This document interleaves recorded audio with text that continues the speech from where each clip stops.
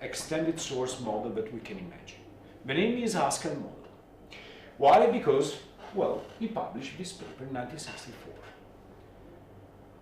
Just in this, almost at the same time as a representation theory, as you remember. It's the first and simplest model of an extended source, trying to understand the radiation from an extended source. Now, why it is the simplest one? Well, because the rupture is starting here, let's see the animation, then it's going to be propagated with a unilateral direction, constant rupture velocity, everything is constant there. So every stripe is leaping as all the other ones. So you could say, well, it's too simple. Yeah, it's simple, but it will give to us the possibility to understand how the source spectrum appears. And just to tell you, here I put this slide here, this cartoon, that is depicting the rupture that occurred on, most probably, on, it was December 26, not 28. Sorry, it should be December 26. I remember quite well the date. By the way, you see here rupture, this is the subduction zone in Sumatra. Rupture was starting on one edge, then it was going to be propagated along north with different velocities, as we will see later at the end of this course here, and then it's stopping. Now look at the time. It's quite a long time, so minutes.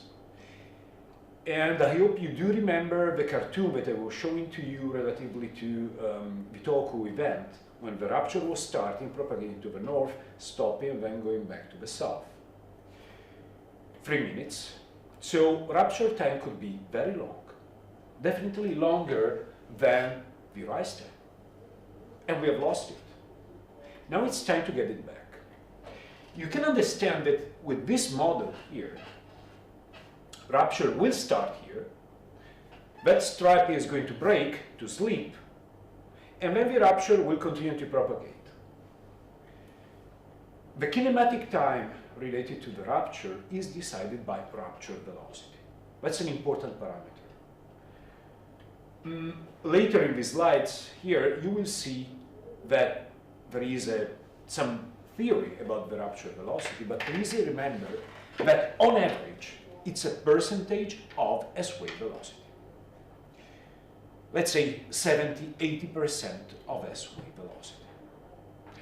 You can imagine, using intuition, that since for a shear dislocation, shear is involved, mu should be there, and so Vs should be the main actor in this process. But please do remember that rupture velocity is a percentage, on average, of that. There are some events that are called super shear, that means the rupture could occur at velocities higher than Vs. But let's say that there are just a few cases. On average, it's a percentage. So that's why also, to cover long distances, it takes minutes. So it's an important kinematic time.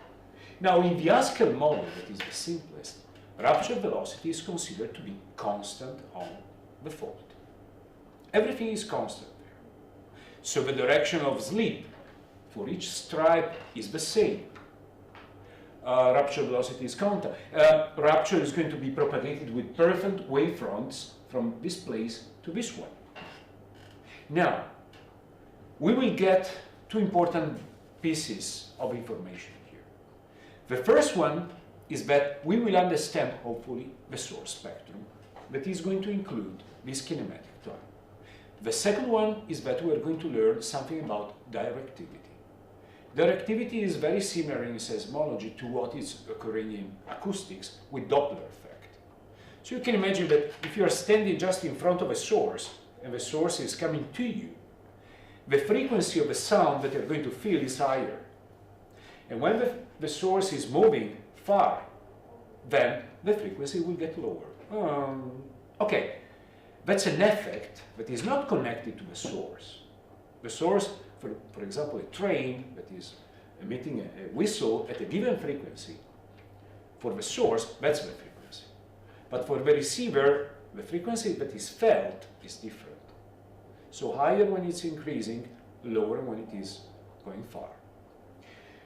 A similar effect is occurring for receivers that are standing in the front of a rupture, or receivers that are looking at the rupture going far from that.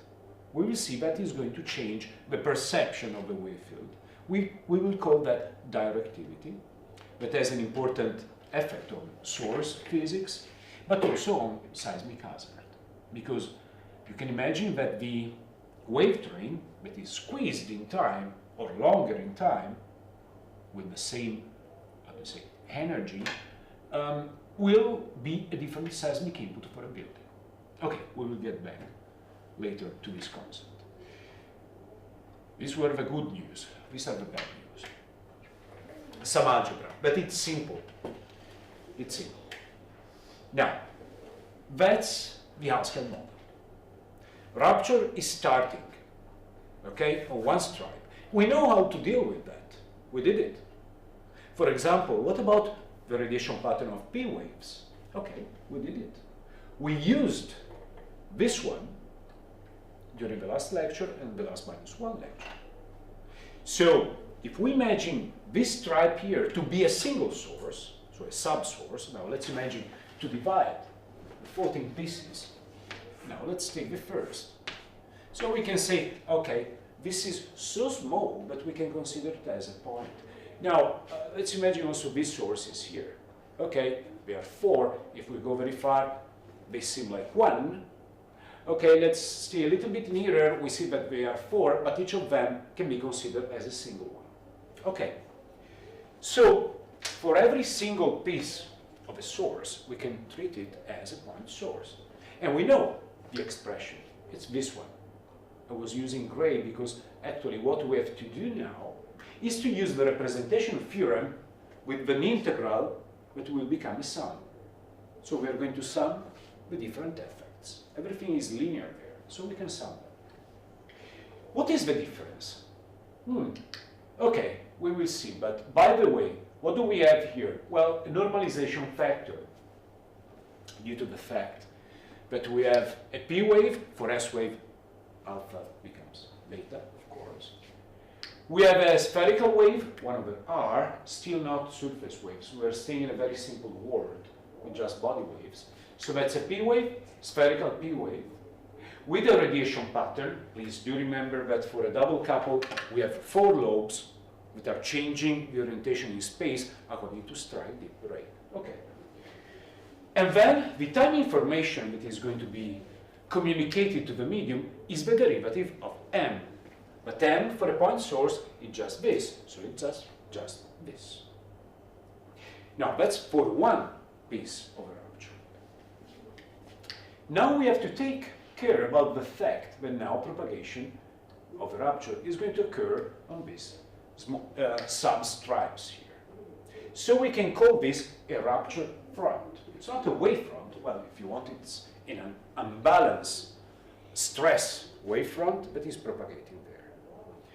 So this is going to break, and it will have a factor. The factor of this will be similar to this one. Then the next one, then the next one. So we have to sum. So we can write the displacement felt at a given position around this fault here at a given distance r and a time t as the sum of a single sum events. Wait a second. Now we have to take care about the time. Which time? Well, the time necessary, for example, let's imagine that now we have a receiver here. Okay? Now the first has to travel this distance here. Let's call it R1. The second, third, the fourth, and so on. Different distances. Okay? So Ri. Good. But then we have to wait for the rupture to arrive here. It takes some time for the rupture to switch this on. That's why here we put a delay time that is connected to the arrival of the rupture to that point. Okay. Given this, now we will try to develop this algebra here, trying to understand to get some simple shapes, some simple ideas here. So some approximations will be used here. For example, since it is an Haskell model and it is simple, all the single sub-events have the same radiation pattern, so the same kind of mechanism. So you cannot say this is thrust, this is normal, this is strike. No, they're all the same.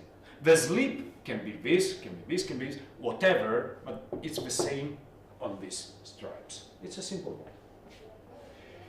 What's next?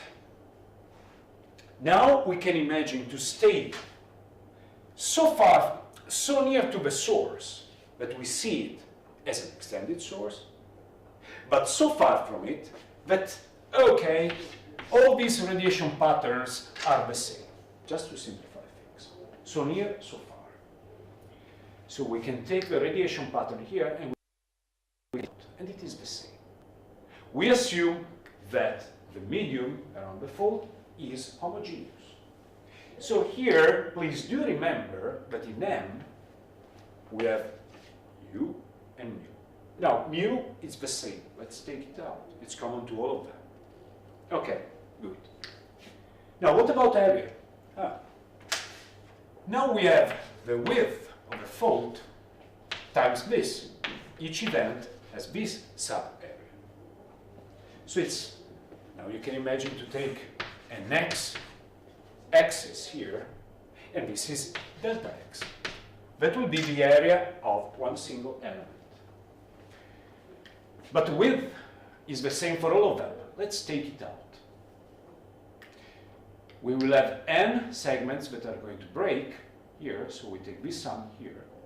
dx, if you want. Now, in that expression, it should be delta x. But let's, because later we're going to use an integral, let's call it dx. It's this, okay? That's the area of every single stripe. What is left here? Well, now we have to take care about the displacement of this part. That's the slip. And its time derivative. Let's call it d, so the slip here, dot, because it's the time derivative, 1 over re, these are the different i's, and wait a second, every piece of the fault has to wait for the rupture to arrive there. So we have to take care about this delay time. Okay.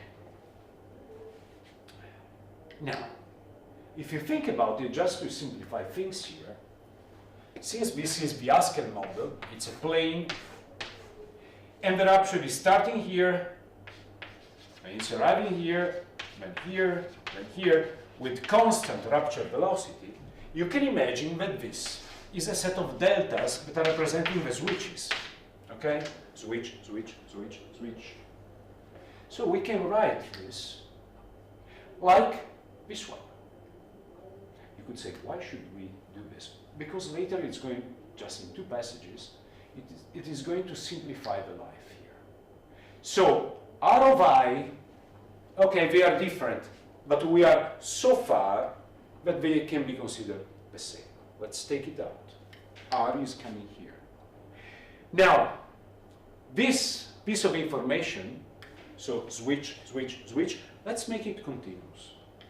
So we can convolve the time derivative of d here, that is the same for all the points, it's the Haskell model, convolved by a set of deltas.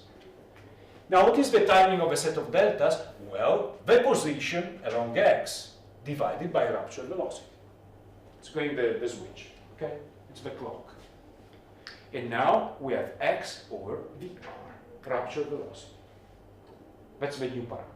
If you want this, what is new here is this. Okay. Now, since this is the same for all the pieces of a stripe, of the stripe here, we can take it out. And this is nothing else than an integral from 0 to the final position on the fold, the end of the rupture of this. But what is this? Well, it's a delta running in a given time that is decided by the length of the fault. it's a boxcar. 0 before, 0 after. It's a boxcar with the duration of a rupture time. And that's the new parameter. Because T of R, it will be the length of a fault divided rupture velocity. Okay? So it's very simple. It's analytically is quite simple. It's a sum of pieces with some delay times. Okay, and just as a check, if you want the rupture to occur everywhere at the same time, the duration of the boxcar will be null. I mean, it will be a delta. The convolution of a delta is the other piece of the function. Okay? So that's the difference. You can imagine that T of R could be relatively longer than what we call the rise time. Everything depends on the rupture velocity, but usually it is a percentage of Vs, which could be quite long. Okay, those are the news. That's the most important news for today. Yes? What is RP here? Pardon? RP is the equation. RP. Oh, radiation pattern. Sorry, I was referring to this when I told you here. Okay. Every point has a radiation pattern. Okay. But since I'm lazy and it is Friday, I was compacting I see. by radiation pattern. I see. Could be the radiation pattern related to a thrust, to a normal, to whatever. But we assume it is the same for all of them. It's the Haskell model. Simple. So it's so simple, but it's giving us this new piece of information here. Now, that is a convolution of what? Well, it's the convolution of a boxcar with a duration of T of R and another boxcar with the duration of the rise time. Now, when you do convolve two boxcars, what's going to come here? Sorry, this is a very silly mimics for convolution. But now you're going to build it. Now they are totally overposed, and then they are exiting. The result is a trapezoid. And you can see it here. So the end of this partial story is that the displacement at a given position, far, but not that far from a source in time, the time dependency is the convolution of two boxcars. Why? Well, this is the boxcar related to a step function running for given to the rupture velocity, switch. And the other one is the time derivative of the rise time. Well, you could say, no, that's instantaneous. No, it's not. It takes some time for the slip to occur. It could be short, but it's not null, it's not zero. So it should be a boxcar with a duration relatively shorter than this one. Now, when you do the convolution, it will be a trapezoid with a duration that is here showing the rise time and here showing rupture time. So that's the new parameter that we got today, thanks to the, imagining that we are so far from the source that we can clean some parts, as RY there, but not that far that we can consider it as a point. So we have two kinematic parameters now, rise time and rupture time. Good. And you see here how in displacement, this trapezoid in some simple cases, please do remember that what we did was for lazy people on Friday because we consider P waves. We can do the same for S waves. We should do for all the possible phases and also Rayleigh and Love waves. So the signal is not that simple as we can imagine. It could be very complicated. But in some cases, when you have acceleration, and please do remember, we will see from today and Monday, when we will give a look to some real signals, acceleration time series can be very complicated. But why? Because they have a second derivative with respect to displacement, velocity, acceleration. Every time that you take a derivative, you're getting down omega in the spectral domain. So you're getting much higher frequencies. So here you have high frequencies, different units. Please do remember this. Usually for seismology, centimeters over second square, centimeters over second, velocity centimeters. Engineers prefer to use G, but whatever, okay? Please do remember that units are very different. But if you take from acceleration displacement, so you get simpler, longer period signals, here you can see that the trapezoid, in some cases, is there, is preserved. What is important is that now the duration is not only related to slip history, so rise time, but also to rupture time. And this will have two consequences, as I told you. The first, well, the last in this slide order will be that the source spectrum will appear different. And the second is related to directivity. Let's try to give a look to it in this simple but extreme case here. Okay.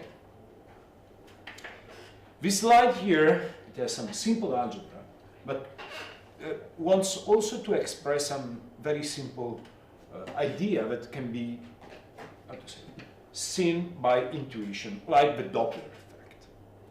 Now, let's imagine that this is the fault, and we give a look to it from the top. Okay?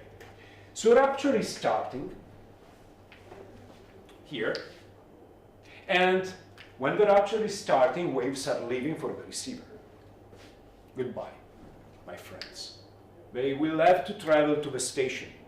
Well, as usual, these lines here are representing rays. Please do remember that rays do not exist, but they are visualizations of the direction of the wavefields.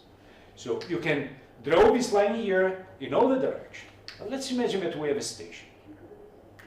Okay, so we are living with a given angle, theta, that is not the strike of a fault. Actually, it's an angle describing the relative position of the receiver with respect to the fault. You can call that strike receiver. It's no related to geography. It's related to fault geometry and position of receivers. If you remember, on the last lecture, when I was showing to you with the Mathematica player, we have seen that the radiation pattern was at 4 lobes for P, for more complicated for S, but the space orientation will depend on the strike, depend, and rake. Okay, now we have to imagine to consider a reference system given the fault. So let's forget about north. It's not the strike of the fault with respect to north. Now, this angle here is expressing the relative position, angular position of the receiver with respect to the fault and to the rupture. Okay, so these are leaving. Later, when the rupture is going to be propagating, for example, at this point here, okay, rupture will arrive here, and the waves will leave for the receiver. So you have to imagine that these waves here will travel with the same velocity as these ones, but they have a delay because rupture needed some time to arrive here. Well, delay, it depends by VR, but usually VR is lower than the other waves. Okay, so we have to take care about this. And now imagine that this theta is running around the fault. Let's try to imagine two extreme situations. For example, when theta is 0, and you stay in the front of the rupture. So you will see that when the rupture will arrive here, it has taken L over VR, but now it's nearer to you. So it has a shorter distance to travel. The net effect is that the wave fields will be backed in front of you. So they will, on average, the signal will be shorter in duration, but larger in amplitude. The other extreme case is if you sit here. Then you will see the rupture that is going to leave to you, so you can say hello. So after the end of the rupture, it has taken a time L over VR to arrive there, and now has to travel again L to come to you. The net effect is that the wave field in time will be separated. So the duration will be longer, but on average, the amplitude will be smaller. And you can demonstrate that actually the trapezoid that we defined before has a different duration. the area will be conserved and it is proportional to m0. But the shape is not conserved. Why? Because now, this time here, that is absolute in some way. If you are the source, that's your time. If you're driving the train and you're emitting a whistle at a given frequency, that's your frequency. But now, if you're waiting for the train, when it's arriving, the frequency that you're feeling is different, and also that it's feeling when the train is passing to you. That's your felt frequency. So this can be defined in a sort of the absolute way from the point of view of a source, but not from the point of view of a receiver. Because here, the rupture time felt will be shorter. It's still this one, but you will feel it shorter. Because the trapezoid now, it's higher, but shorter.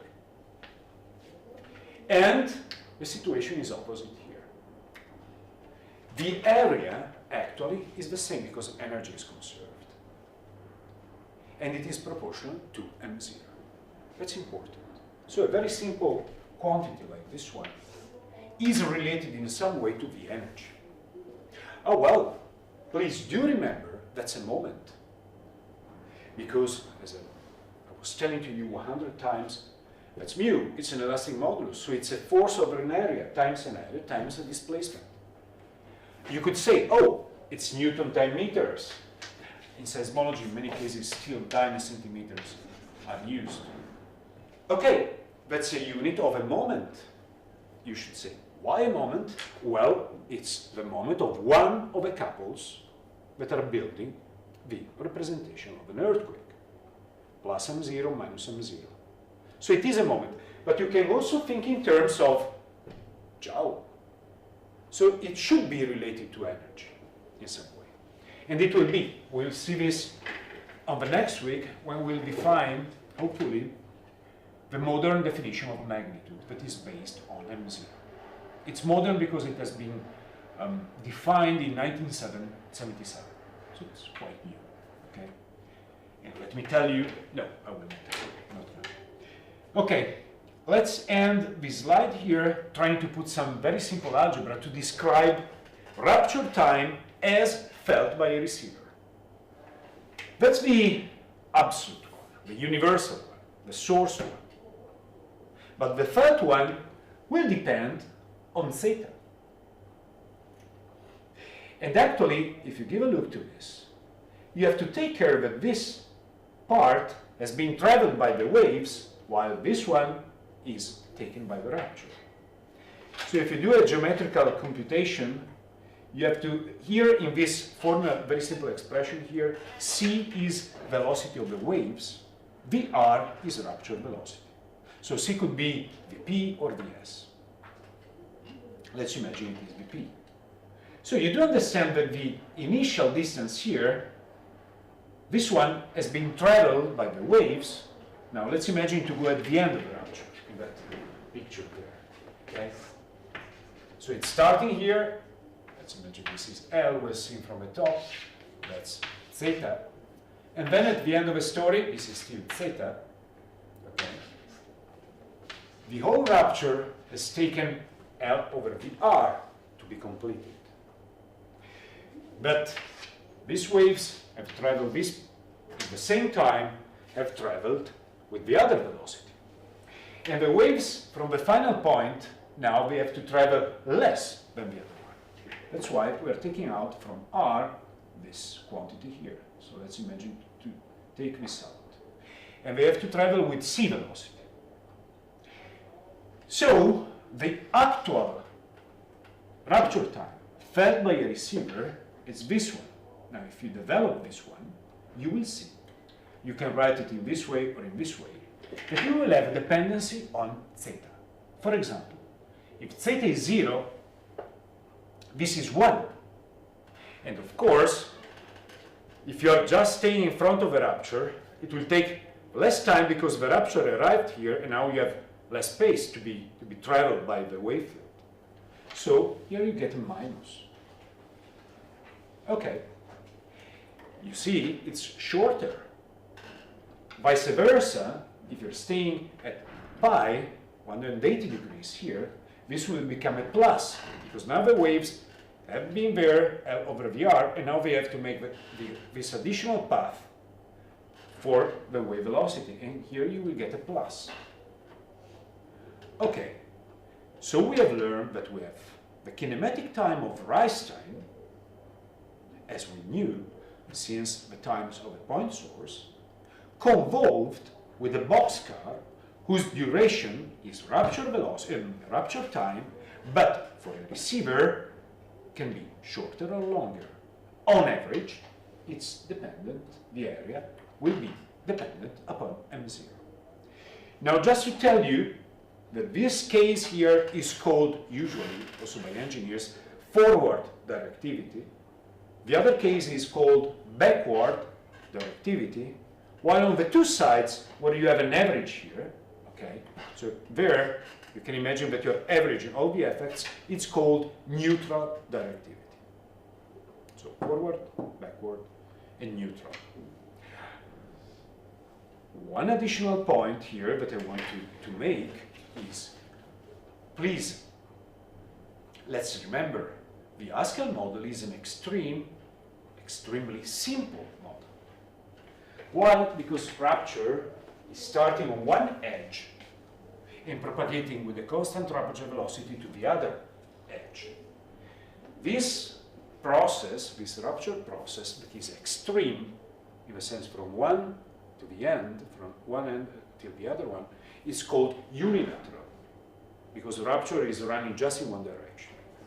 There are some other cases, if you want to be more, how to say, balanced. For example, rupture can start from the center and propagate like that, in both directions. So directivity maybe in that case will not be that extreme. That case is called bilateral. Nature will decide. Actually, the dynamics will decide if it is going to be unilateral, bilateral, whatever. Actually, this process can be quite unregular. That's why Haskell model is powerful, but it is simple. Just making the things extremely simple and extremely powerful. Okay, this is called, so the dependency of the rupture time felt by the receiver is called directivity.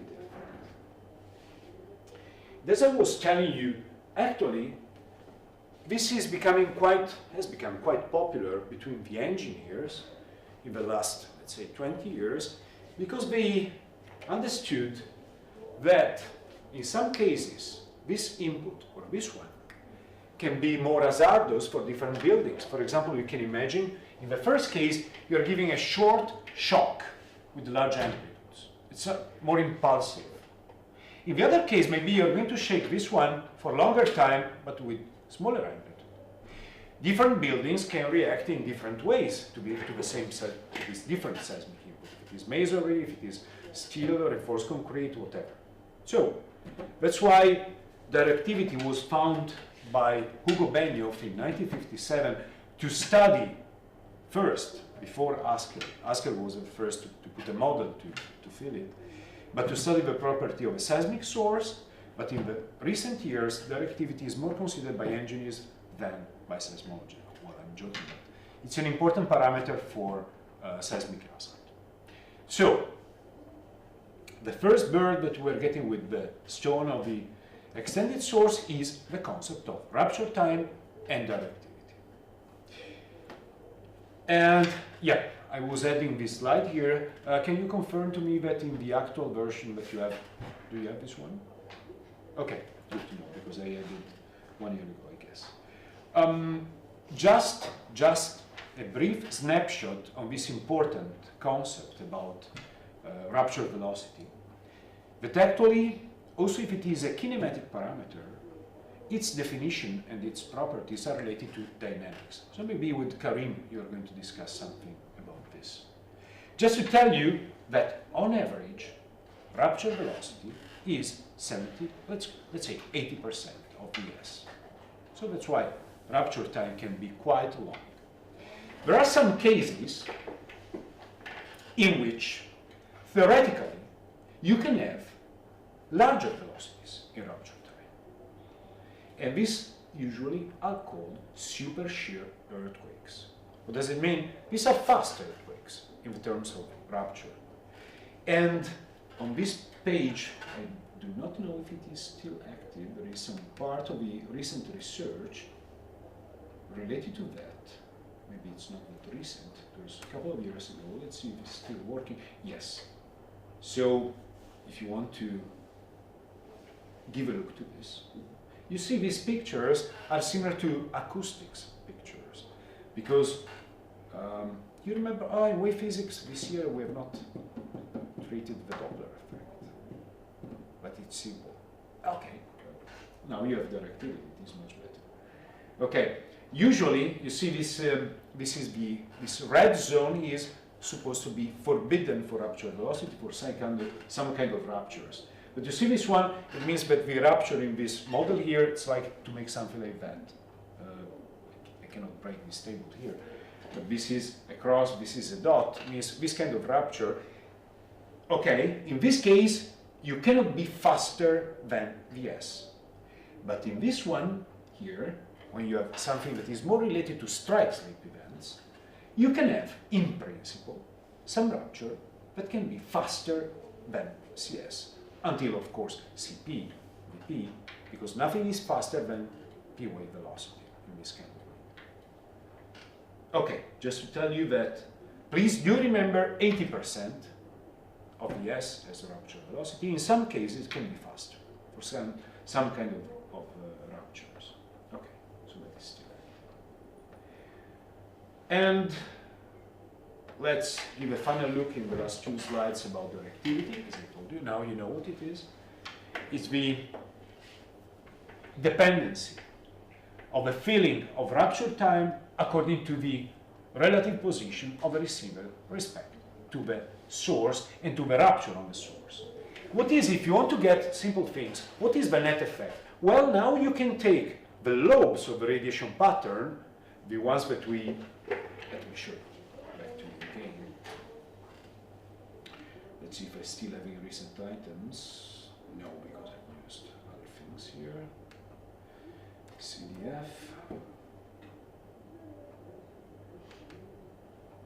I should have radiation pattern. Yep. So it's going to take some time to open here. But just a recap of the last lecture.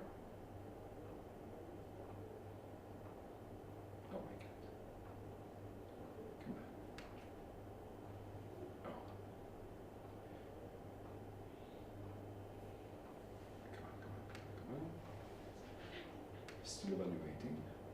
Let's try to trick it. Okay. Now, that's the basic idea of a radiation pattern of a point source. That's for P with its nodal planes, that's S. Please do remember what we're doing here. Point source in the far field. Okay, so near field has been wiped out. We are so far, it is a point so far that the near field can be neglected. This is what is left. Now these four lobes for P, of course, they change. Now imagine this is like an antenna that is emitting, of course, and it's directional in the sense that according to the strike, the dip and the rake of a fault is going to change. So if you're staying here, well, the radiation pattern will be different. Now we have an additional feature that is making the radiation pattern different, that is the relative position. When we do remember that the source is not a point, it's extended. If you want to take the simplest version, that's it. So the simple radiation pattern here is for a point source. But if it remembers that it is an extended source, some lobes will be felt differently, larger in front than in the back. Actually, the situation is more complicated, as you can imagine, because you cannot have exactly four lobes there because the rupture is running in time, but it's like if you have two larger lobes in front, two smaller lobes in the back, in terms of amplitude, of course, not of duration. And you see how in this case, that's for P, this is for SH, and you see how this enlarged amplitude depends on the ratio of rupture velocity with respect to Vs. That's the key parameter, because lower is rupture velocity, stronger will be this effect, because the rupture will take more time and the wave train will be more delayed or more stretched if this relation is higher. So ratio of Vs over Vr, or vice versa. And as I was telling to you, that's important for hazard. Just to let to you a simple vision of this, I like this animation here. It is made on a computer. For a 3D basin model, we're in California here. We have a fault, a model of a fault in California. It's the same, you see. Now, on the left and on the right box, we have the same situation, same computational box. We have a region of a world, a fault in it, and what you will see now is how the peak of a ground velocity, PGV, we'll discuss this in the final lecture, some parameters about hazard, left on the field by the rupture will be different when the two ruptures are different. In this case here, if I remember correctly, we'll start from one side and propagate it there. In this case here, we'll start from this and propagating there. Okay, let's try to start. Because now you have to imagine the wave field that is emitted, radiated, and propagating into the 3D world. And the focusing and defocusing can be totally different. So, what is the same earthquake? But just if we consider a point source, that will be a point. But if it is not, what is left in the ground can be totally different. So that's why I was telling you it's important directivity when you go to a sort of a urban scale for hazard, because the seismic input will be totally different. So directivity, this is what we are getting today from the Haskell model, the simplest model of an extended source, rupture time directivity. The final important step that we are going to make on this lecture is actually the answer of a simple question. Okay, now, we have seen that in time, the signature left by the source, in simple terms, on the field, in time domain, is this. Now, what is that? We have the energy related to m0, A times the average sleep times mu, okay, good. And the skeleton in time, that is the convolution of two boxcars, rise time and rupture time. And we know that TR actually is dependent upon the receiver. Now let's make an assumption. Good, we know this. And we have seen also how directivity is changing. But can we have just a very simple vision of how this signal here averaged for, okay, let's forget now about distance. We know that going far from the source, the waves will decay as 1 over r. Okay, let's average that. We know that according to the style of the fault, style of the tectonic environment, radiation pattern will be different. Okay, let's average. And let's ask, okay, this simple signal that is average for distance and geometrical spreading, how it appears in the frequency domain. So now let's imagine that we take a set of signals around the fault. They are beautiful in the time domain. We understand that one will be shorter, the other will be longer, good. But on average, how do they appear in the frequency domain? So the question is, how is the source spectrum in general? Now, two simple slides, but very important, with some approximations. Okay, let's take the Fourier transform. Now, we know from the convolution theorem that convolution in one domain is the product in the other. Very simple, it's very effective. So now we have the convolution of two boxcars that in the frequency domain will be the product of the Fourier transform of each of them. M0 is a scalar quantity. Now the time is on the other side, so it's M0. Now a question to you is, what is the Fourier transform of the boxcar? Well, the answer is there. But you have to know, and it's a property that is used in many fields, but when you take a time signal as a boxcar, for example, you can have a switch in a circuit, okay? You switch it on, then you switch it off. It's a boxcar. What is the Fourier transform?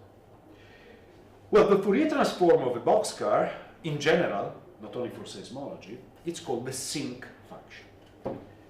Now, I think I also prepared a sort of animation for you. I don't know if it's still working. Let's see. And I don't remember. Yes, maybe yes. No, what's this? Since I've changed part of the computer. Okay. Now, just to show, just to relax you, if you Google sinc function,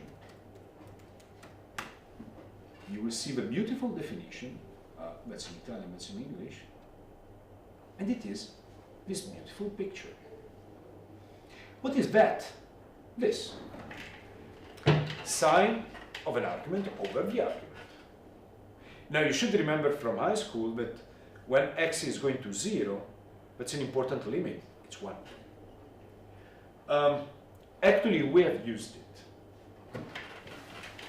I hope no mathematician is around, but during the wave physics course, we have used some approximation.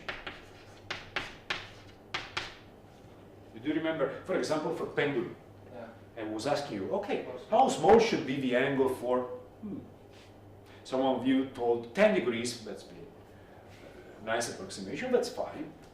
And I was telling to you, well, it depends on upon how accurate you want to be. But the terrible drawing that I was doing is that if this is sine, I was telling you, okay, the first part is like a line. We have used also for lattices, if you remember, for phonons. Okay, so if you stay near enough to the origin, good. Actually, you can also think about this as you can develop in series. This one, the first term is x. Usually this approximation is made to take linear approximation, small angles. Good for lazy people, and today is Friday, so we are very lucky. So, no surprise that this function here for x0 is 1. And what about the other terms? They will oscillate, they bump up and down on the x-axis. And the positions of the zeros of the different lobes will depend on the argument. Well, usually it's normalized. What does it mean? That inside here you use pi x, so that actually the first 0 here will be, for the blue one, will be in 1. Okay, otherwise this will be in pi, just normalized. Very simple. What is the most important feature? Well, that if you go far, the amplitude of the other lobes is getting lower and lower. So the most important part of this function is here. Okay? You can also make another check here. For example, let's take the boxcar. Now, if a boxcar has 0 duration, it's a delta. Okay, what is the Fourier transform of a delta? It's a simple question. Well, it's everything. It's a constant. Actually, you can imagine that when you have a boxcar of duration t, this, if it is normalized, it is 1. Otherwise, this will depend as 1 over t. So if duration is 0, 1 over t will go there. And you will get that the lobes will not be there. Now, let's make the other extreme case. What if t is infinite? It's a constant. The Fourier transform should be a delta. And actually, if t is infinite, that is getting thinner and thinner until becoming a delta. So the width of this area here will depend on the duration. It's reciprocal. Well, welcome to the sinc function. And just to show to you this, I was trying to make this run here, changing. Okay. Wait a second. Okay, let me stop. That's normalized. And I'm changing the argument here. Okay? So larger this is, what does it mean? Smaller will be, longer will be t, and this is becoming a delta. The lower it is, and it's going to open. So it's getting broader and broader. Okay, that's the sink. So if you want to take the Fourier transform of a boxcar, you have to consider this. And wait a second, now we have two boxcars. One has a duration rise time, the other has the duration rupture time. Is it Friday today? Yes. You know what, I'm lazy. So I don't want to take care about all those loops here. Let's make a very rough approximation. We're in a good company because also your textbook is making the same approximation. And it's the approximation contained in the last slide that I don't know how to. Okay, forget about this now. Give a look to this one. That's the first lobe of sin x over x, the sinc function. You see, it's supposed to go to 0 to pi. Okay? Now, so we are so lazy that we take just the first lobe. It's the most important of the sinc. And we are so lazy that we don't want to take care about sin x over x. Let's make something like that. It's a good approximation. If you write it in series, it works. So we approximate sin of x over x as 1 until x and 1 over x after 1.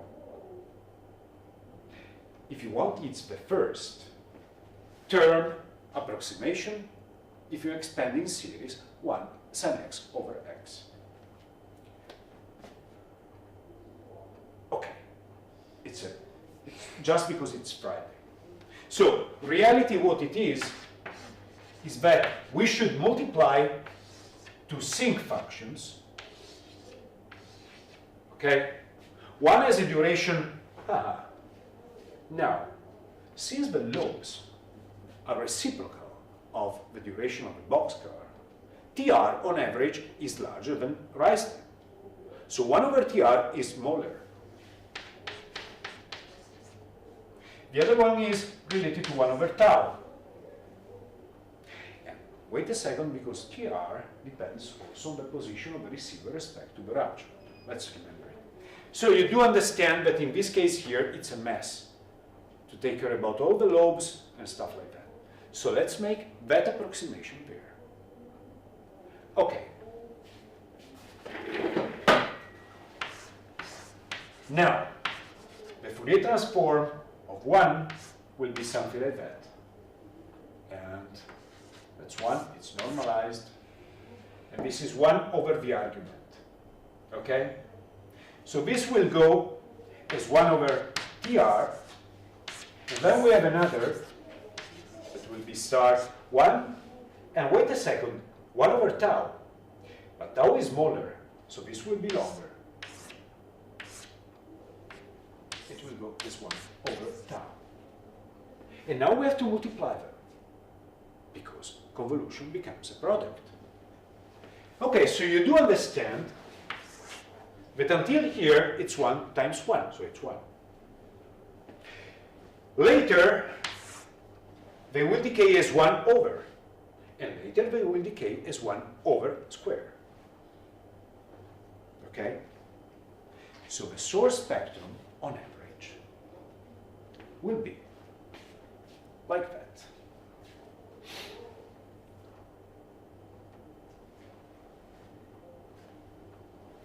Now, this is one of the most important slides for source. Maybe it's the most important. Because remember, we have M0 out of that product. So in this region here, the source spectrum, let's call the source spectrum, and this is omega, but since we don't like to make 1 over, let's take the logarithm. So that 1 over becomes a line with slope -1. So, in this region here, that will depend with something 1 over tr, it will be 1, constant. Then, with something that is relating as 1 over tau, it will be like that. And later, they decay as 1 over, it will have a slope -2. So all that massive thing there in the time domain, actually, it's appearing. When I'm saying like that, please do remember that that number 2 that is there is related to the fact that this is 2 over t and 2 over t. So that this has a duration 1 over t. That's why the 2 is there. That's why I was writing like that and like that. So let's put the things clean. Now, all that messy information in the time domain, on average, in the frequency domain, it will appear like that. And please do remember this, because it will, this appears there. This will be very important when we're going to define moment magnitude on the next week. Wait a second. If now I'm going to ask you, let's imagine to take, oh, I was deleting the fault. Let's imagine to take one fault with one rupture with A, mu, and the same mu. M0 is given, right? So the source spectrum, on average, generated by this source will be like that. Okay? Now, I'm telling you. Now, let's consider this fault. Now, this was A1, this will be A2. And I'm going to ask you, okay, what's changing there? Well, you should say, now we have A2 times U times me, so that M0 is increasing accordingly, right? Good. So let's imagine it's double. Here we will have double. But now we have to understand that the radiation by larger sources is not just a scaling factor. It's not like, okay, let's imagine this is, actually this is 4 times. Let's make 4 times, okay? So there, here, we should have a factor 4. What about the other part of the spectrum? Well, let's imagine that the rupture was starting here.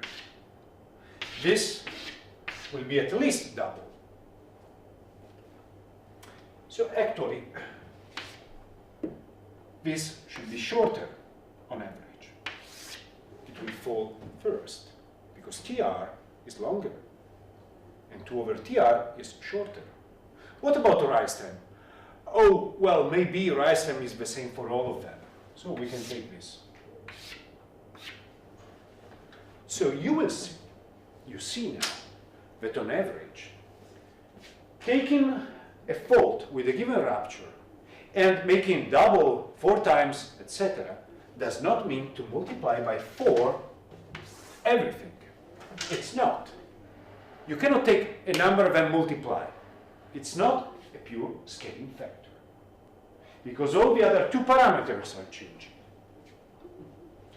And why they are changing? Because now that source spectrum that is called omega squared model, it's very simple. Now it has 2 knees. two places where we're getting a kick to high frequency, 1 and 2. This is related to rupture time. Now you do understand that when we were considering a point source, it was not there. It was not realistic. But it is important because TR usually is very long for large events. So it's long, so this will occur first. Then we have another one related to rise time. But on average, what we have to remember from the source spectrum omega squared very simple model is that the source spectrum is not flat. It's not. That's important.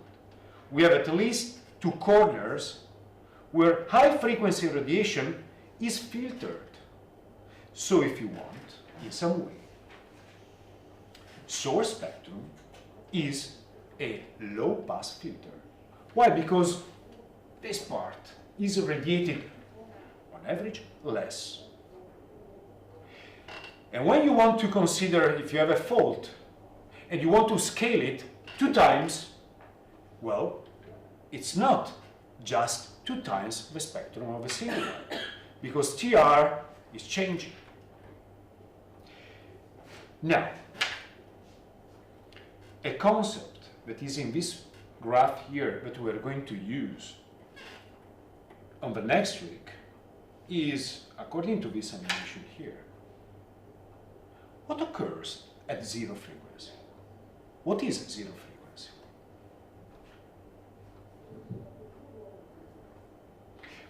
So, as I told you, that's frequency, because it's the Fourier transform of it's the source spectrum. It's frequency, right? We are using the logarithm y to have straight lines instead of. Good. But there is a region, the frequency is lower than rupture time, actually lower than 2 of the rupture time, that in principle it's flat, right? It's flat until 0 frequency. Now, what is 0 frequency? We can understand something at 10 Hertz is oscillating 10 times at a second. 1 Hertz is 1 time at a second. Something with lower frequencies, like the 3 modes of the Earth, once every hour. Like, I'm too lazy to make that. Oh, well, it's for lazy. But what is 0 frequency? So lower, lower, lower, lower. Something static. Right. Something that has no period. I mean, infinite period. Not no period, infinite period.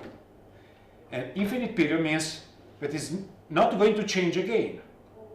And please do remember that when you have a slip and you are in the near field, you have a static information there. And with that static, actually, in principle, you can measure M0. Because there, the logarithm of the amplitude, this will become magnitude on the next week, will be dependent upon M0. So, if you want to have, let me spoiler the next lecture, +1, if you want to have a reliable estimation of the energy of an earthquake with just a single number, this is what magnitude wants to be, well, M0 is the best quantity to be measured, and the best way to measure it is to go to very long periods of a signal. And here you will see that we should be able to measure M0 and on that measure to estimate the magnitude. That's the best part, because actually what Charles Richter did as the first definition of a magnitude, that is our next topic, was to do something much simpler. Okay, let me show. Yeah, well, okay. We're on time, so that was the final slide for today's lecture, but I want to use these 20 minutes to show to you the original plot by Richter. What is this? Oh, God. Monotone. Let me show to you the original not by Richter, it should be here. It's not here. Okay, here you go. That's our next topic. And it's very simple. But Charles Richter was an extremely good sort of a genius in seismology, but he was also lucky because he was in California, very active region, with a seismic network, one of the first seismic networks at the time. It was around the 30s, as you see here, and he was using a specific instrument. That's why before studying this slide here, on the next week, we will have a very brief and short story of seismometry. And he was using what is called the Wood-Anderson instrument. You could say, who cares? Well, at that time, inertial instruments were very, how to say, very pendulum-like sites. So they had different responses according to the period. We will see that. But he was lucky enough to collect data. And what he was noticing here is that for different events that later he was calling same for different magnitudes, because he was defining magnitude, with different amplitudes. Now we know why. Well, he knew why. Radiation pattern, distance, okay, and energy. Well, M0. M0 was not there at the time. Representation of theorem was kind of later. But he was using intuition, saying, okay, well, command different energy will make different amplitudes, and then distance is going to play a role. And so he tried to estimate something that was putting a relative measure of energy. It's like when astronomers have to decide the luminosity of a star. You have to take care that some of them are more distant. So you have to equalize them. A similar fashion, we have used it when we studied intensity a long time ago. And when we said, okay, we have intensity, for example, of sound. But let's try to make a ratio with something. Let's try to equalize it. Then, okay, for human sound, this was 10 to the minus 12 watts per square meters. Why? Because usually we don't feel lower intensities. And now, what about the threshold of pain? Well, it's 1 watt over square meter. Oh, wow, that's a large ratio. 12 orders of magnitude, like the stars in the universe. So let's take a logarithm. If you take the logarithm, you squeeze the scales. If you multiply by 10, you have decibels here. From, let's say, 120 to 0 dB. For humans. But we may have sounds with negative decibel, of course. What is sufficient is to have an I less than I0. Okay? Okay, so equalization and the logarithm to compact information. Luminosity for the stars and magnitude for Richter. So we're saying, let's equalize everything to the amplitude of a standard earthquake. Now, he was smart, he was saying, I cannot take a too much small amplitude because maybe my instruments are not sensitive. So he was using an amplitude that was a little bit above the noise level for his instruments. And he was considering A0. A0 was the standard amplitude for it. It was the amplitude, by definition, of 1 micrometer, very tiny amplitude, for an earthquake at a distance, because we have to decide the distance, at 100 kilometers.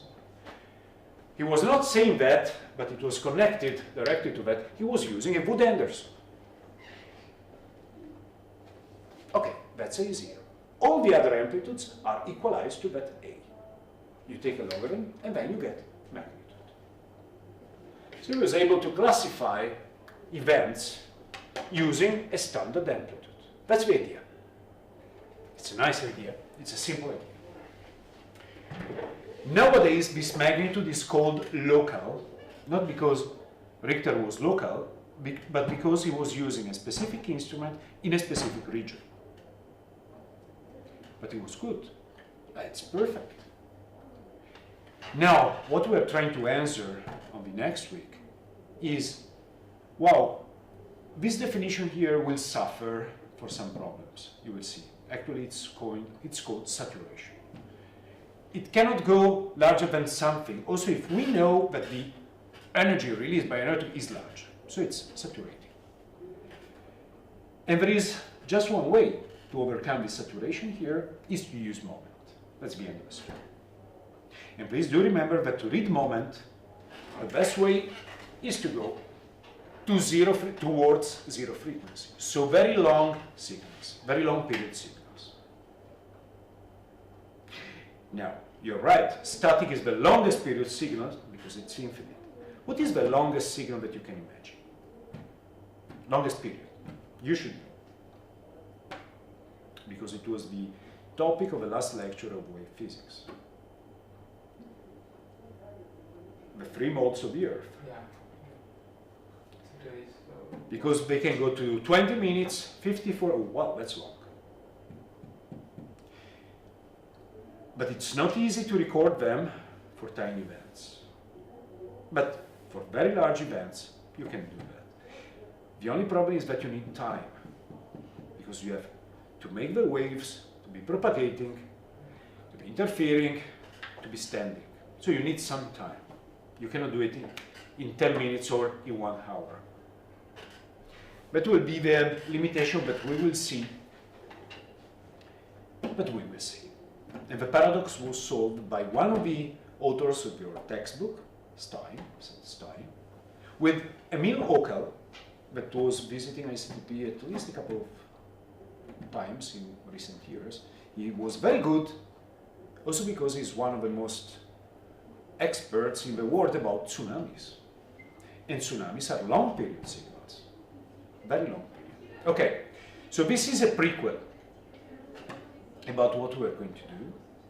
So we will try, well, Richter, try to define magnitude. The basic definition that is an instrumental definition will suffer from some limitations, we will see. But it was the first definition, and it was possible because in the 30s, seismic networks were active, especially in Germany, but not very high active zone, in Japan, very active zone, and United States, very active zones, like in California. So what we're going to do on the next week will be to give a very short and brief look about seismometry, the history of seismometry. Why? Because I would like you to understand that using a beautiful instrument like the Wood Anderson, I want to show you just now. Show you this one. No, that's the Romanelli. Okay.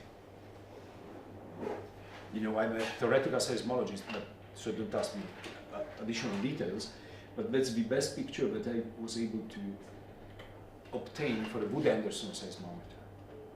Now, it was a, how to say, a masterpiece of mechanics. And if he was using 1 micrometer, he was sensitive to 1 micrometer beyond the... Okay, it's a torsion seismometer, because actually you have a wire that is measuring the torsion. And it was using a ray of light, just to as an amplification, towards some photo paper. So actually, on a Wood Anderson, you have rays of light trying to write mechanical oscillations. And so it was starting in 1922 by Wood and Anderson. Richter was using in California a network made like this. So it's beautiful. But wait a second. This instrument, like the other ones that I was putting in this part so we can start, let's try to go backward here. For example, that's a Vickert. Now, there is one copy at the OGS, one copy. There is one not working, but still there, very well preserved, at the OGS near Borgo Grotta Gigante. It's big. It has a very large mass that has to be balanced there. And there is another one here, I think the first one, Boschamori. It's a horizontal pendulum. You know, it's measuring tilt.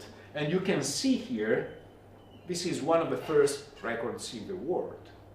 1906, San Francisco earthquake, where Harry Fielding Wright decided to create the theory of elastic rebound, if you remember.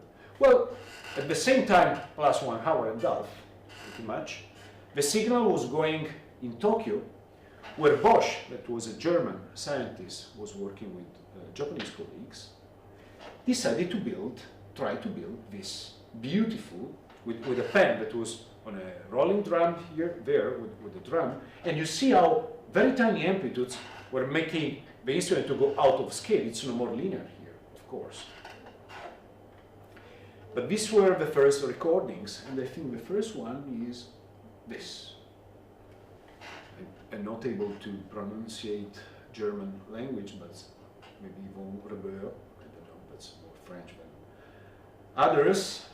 It's a beautiful instrument. You can imagine this swing there that it was writing on the paper.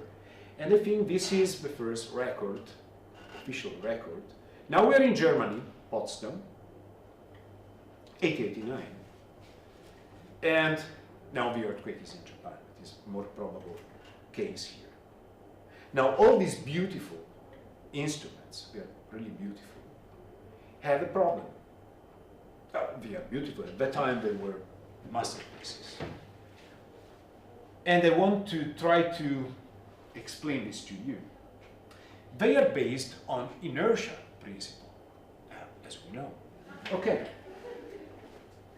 Now, since we spent a couple of lectures in wave physics about harmonic oscillators and also pendulum, let's try now to design a seismometer. Well, that's one. Okay? Why not to use it? Okay, let's try to study this.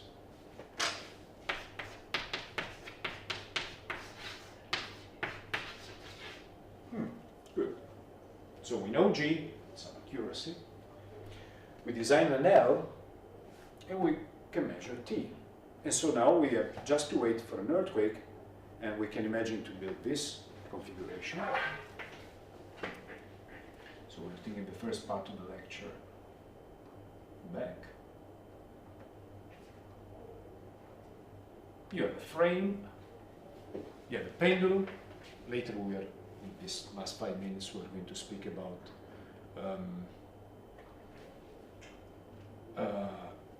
to speak about springs and masses. That's the frame. Then we're forcing the oscillator. By inertia, it's going to try to stand, and then we will measure the relative motion of the mass respect to the ground. Good, very, very simple. Actually, the equation that is describing this system, wait a second, is this one. I don't have it. I will do it like this. We did it in wave physics. Spring, mass, attenuation here, a frame. Well, let's imagine to put a pen there just to write. This is moving, we're forcing it, and the mass will try to stand. Now let's try to, we will start from this equation on the next week. Now, which kind of periods do we want to measure? In seismology, we're not measuring EM waves. We're measuring mechanical waves that are interesting in seismology. And if you want to study fault events, that are seismic events, well, you have to take care about at least 100 seconds. 100 seconds means that this L has to be very, very long. Meters. It's not easy to build that kind of pendulum. Well, actually, maybe you're so lucky that you have nearby to you one of the longest pendulum in the world. It's in the giant cave in Borgo Grotta, and it is more than 100 meters. That's why that was one of the first instruments able to record the free modes of the Earth. But you can understand that if you want to deploy seismometers with a network, you cannot travel with 100 meters pendulum. It's not working. Well, you could say, Okay, guys, let's use a spring and a mass. Now, if you want to write it in period, just do remember. Good. So here, the period will be something. Now, if you want long periods, what do you have to do? To take large masses and small k's. It's not easy. You have to take a thin spring and a large mass. It's very easy to break it. So it's not easy. That's why one of the first tricks developed to do this kind of things here was a very smart trick. And this is leading us to this configuration. And we will stop with that. Okay, if we don't want to take a long L, let's try to take a small g. How can we do that? G is not something that we can decide unless we design a frame in which the tilting angle is deciding, but the net force now that is acting there depends on the sign. And actually now, what is it? The real actual force with the frame depends on the sign of the angle. And if the angle is quite small, okay, it's working. So actually we have, instead of the long L, we have a small g. That's why pretty much all the first instruments in the history of seismometry were using this kind of frame. And I think that one of the first things with springs made like that, it was invented by Lacoste. So now you see we are in the 30s, and it was not easy to design these kind of things, and now we can give a look back to this, to this, to this, and to this.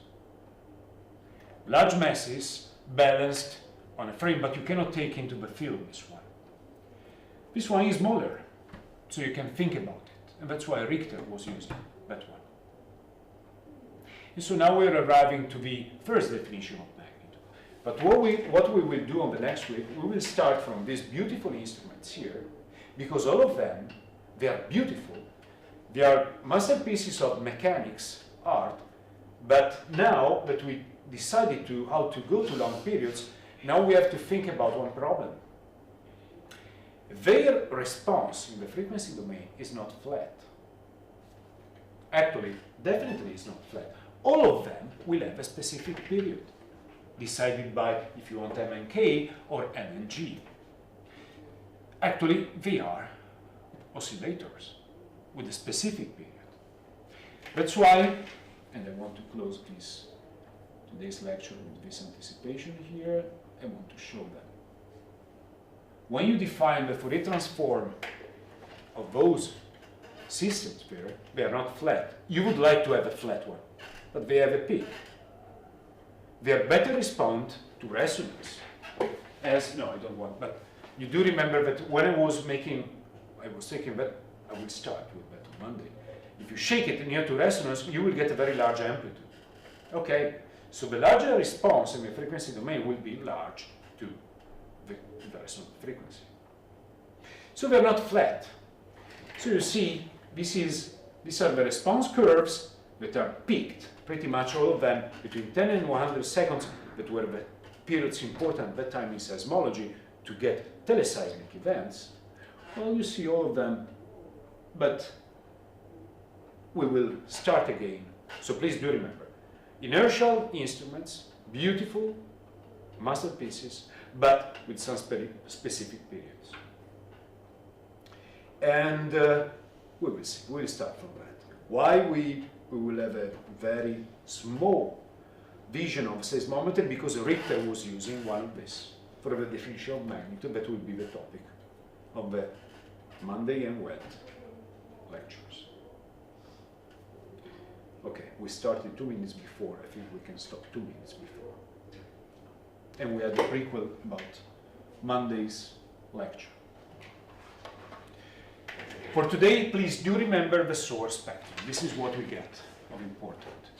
Haskell extended source model, rupture time, directivity that is changing the filling of TR, and source spectrum. 2 over TR, 2 over tau, that is the rise time. Okay?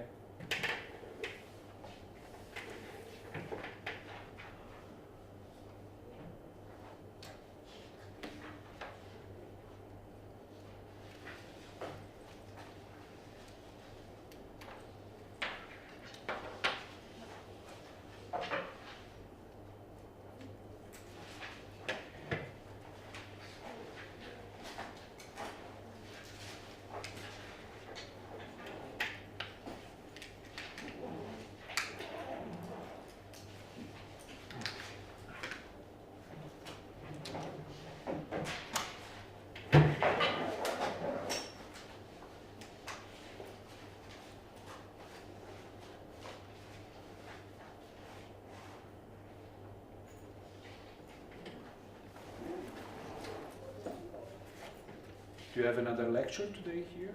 No, so can I will switch myself.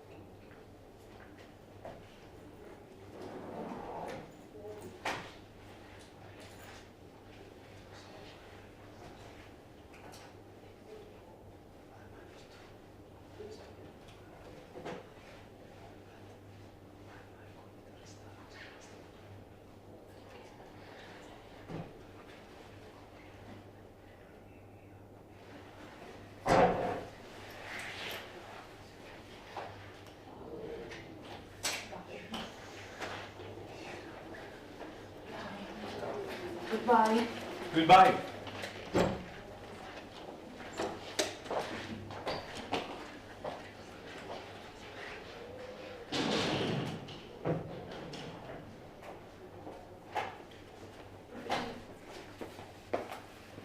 Like I sent you mail and I sent Yes, you. but sorry, I was forgetting. I was reading, but No, actually I have sent you the request by portal. I received 2. Okay, look, I received yours, and then I received from the sandwich. But you have to wait to make the exam. Think about it. Like its deadline is 31st January. But I cannot tell pretty much anything. Think about it. The only thing that upon which I can judge you is the way physics. So usually the recommendation letters are sent after what I can do, this is what I was trying to explain. There is no way to postpone that deadline. Like it's deadline, like for financial support 1 year's deadline is 31st. So let me tell you very simply that I will try to do my best, but I cannot be very effective. So the only matter of judge will be with physics. and your presence here. But that's why 2 exams. And please do remember that in general, when you're going to ask recommendation letters, it's better to have very nice evaluations and as much as possible. And then the most important reference letter will be written by when you're going to develop your small laureate work. And so that, in that case, your tutor will be able to express a better opinion. For now, what I can just say, okay, she's a very bright student and she got this evaluation in way physics. I cannot say more than this. So do you want me to do that? Because, okay, that's it. So I will just ask them, can I just... Look, this is the situation. Yeah, So yeah. if you want to respect the deadline, I will do it in 10 minutes. But it's better than nothing. You get a good evaluation, right? Yeah. So I would say she attended the course and she got this very nice evaluation. And now she's attending a seismology course. This is what I can do. If you want me to do that, tell me yes or no. In the sense, I think it's better than nothing. Yeah. Because I, like in my I can agree with you, but a partial judgment, so one could say, so why she's, how to say, making the application now? Isn't it too early? I don't know. But you have to be, in San Luis, some people went there. But, so tell me, if you want, I can do that. I will try to do my best, but my best is limited, of course. That's why usually you should ask for recommendation letters, maybe towards the end of a second term, and the best ones, I hope, are those coming from also your tutor of your future tiny research work of 2 months. So from, let's say, April, May until June. That's the best way to judge. Otherwise, what I can say, just to, okay. Question, please. I guess that we are requesting 2 recommendation letters. Am I right? One. Just one. Yeah, one. Okay, please ask the recommendation letter from the teachers that have given to you the best evaluation.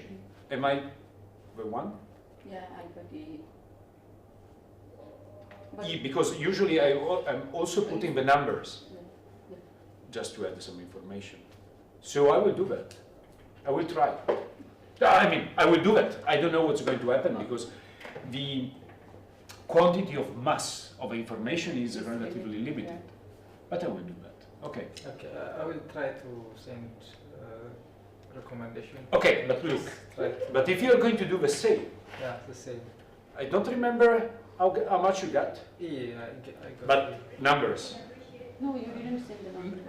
We don't know I've how sent much. them No, to we what? just got the grade only. The grades. Yes, because Patrizia at the end of the story is just writing, but I was putting some numbers, but I think I've shown them to you. No, you didn't. So When she reports us, Yeah, she the reports the grades. grade on I've sent them to wait a second, so I will show them to you. Where is it?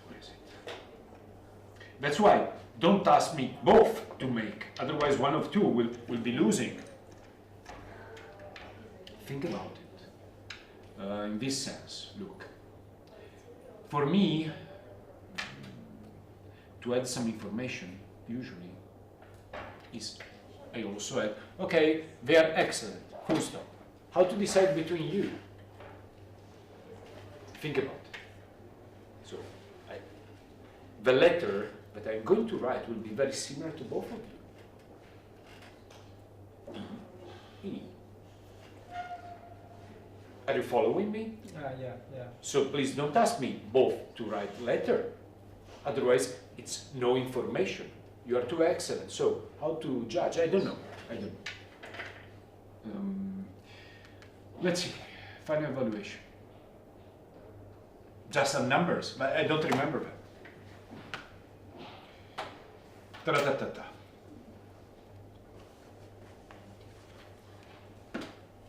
These are just numbers. It's nothing. It's not nothing. So, you do understand, if I'm going to write, as usual, a letter with, let me be more frank with you. If you're asking me to write a letter, at the end of a second term, I will have two evaluations. So I could say, okay, X has taken E and D in these two exams. If I'm just going to send, she got an E in my wave physics exam, full stop. In this case, if I just want a piece of information, maybe I will add this information. So you have to be careful. But by the time we finish second semester, I think most of the scholarship will be over for this year. Maybe In US, yeah. what should I do? I cannot create information. So this is one of the first courses of the second term, right? So maybe in 1 month you will give the exam. Then I will have two pieces of information. I cannot create information. So these are the facts. Based upon these facts, tell me what to do. Okay? I would like to write. Do whatever you want me to do, and I will do it. I cannot create or manipulate information. Okay, just what. These are the facts. Yeah, I know. Full stop. Okay. So what I can say is, I know X due to this, and this is what I know. I cannot create information. Is it my answer? So please, within today, write to me if you want me to proceed or not. Okay. Now you know everything. Okay. Okay? Thank you. Thank you. Thank you. Okay. Professor, is there in Trieste, University of Trieste, a provision for scholarship for masters in seismology? Wait a second. Now the situation is getting a little bit more complicated with time, but it's different. In Trieste, usually, we have what we can call master level. In Italy, university is divided into two pieces. 3 years, bachelor, 2 years, master. We don't call it master, but it's equalized, okay? The master where I'm teaching is at the physics department. But your degree should already be master. So, except in some cases, you cannot apply for a master. And there are just few grants for maybe from ICTP for master, for example, in physics or in geosciences. But for this, please ask Karim. Then there is PhD. And some of you attend PhD, some of your colleagues of the past years attend the PhD where there are just a few grants for foreigners. So probability is not zero. But for this piece of information, please ask Karim, because he is part of a PhD program in earth science and fluid dynamics, while I'm part of a PhD program in engineering. So it's more applied to seismic hazard, vulnerability, and stuff like that. So for this part of information, you have to ask Karim. Let me tell you that usually, in Italy, well, you have to know that Italy is not a very rich country, so there is a huge competition of a few grants that we have. Let me be very frank. But some of them are reserved to foreigners. The time schedule is the following. On average, on May, June, the call is opening. So there is an official announcement, written also in English. Then it's going to be closed in 1 month, usually. So between, let's say, June, it's closing.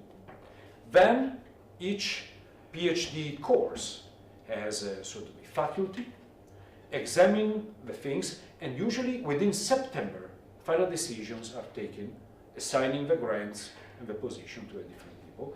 Then, on average, October, November is the starting of the PhD. So in principle, since you're going to finish in August, Yeah. The end of August. okay, you are in time for this part, but you have to apply before. Because the application, as far as I remember, starts May, June, between May and June, and usually stays open for 1 month. But for this piece of information, please refer to Karim, because he is part of the faculty of the PhD in Earth Sciences. I'm in another one. Okay. Okay? Okay. So from you, if you want me to proceed with St. Louis, write to me a confirmation letter. Okay. I already received from St. Louis. Yeah. So- Yeah, I've seen the. Yes.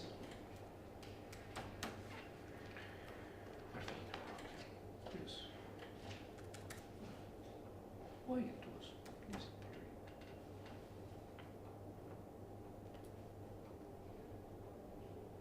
Not this one. Sent this one. Very lost. Yes.